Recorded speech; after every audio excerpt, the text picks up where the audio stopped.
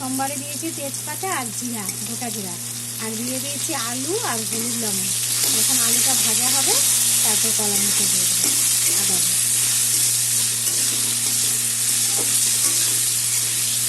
আমার ভাজা হয়ে গেছে, এখন আমি আদাটা দিয়ে দেবো। দিয়ে দিলাম আদা। আদাটা একটু ভাজা ভাজা হবে, তারপর আমি কলার মতো দিয়ে দেবো।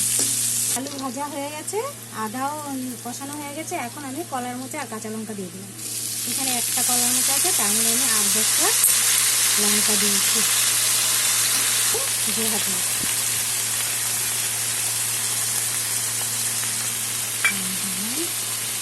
লবণ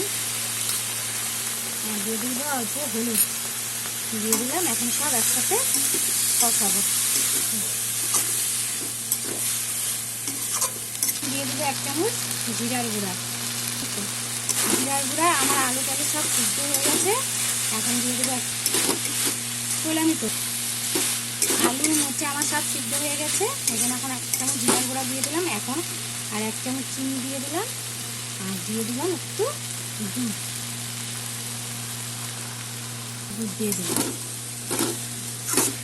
এখন ঘি আর গরম মশলা দিয়ে গ্যাসটা বন্ধ করে দেবো। একটু পরে ঘি দেবো আর গরম মশলা দেবো, দিয়ে বন্ধ করে দেবো।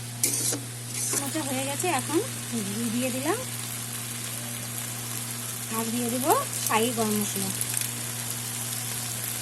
আপনারা বানিয়ে খাবেন, খেয়ে কমেন্ট করে জানাবেন কেমন হয়েছে। লাইক করবেন, কমেন্ট করবেন, শেয়ার করবেন। Thank you. সেই স্বাদ হয় কিন্তু এরকম করে রান্না করে খাবেন।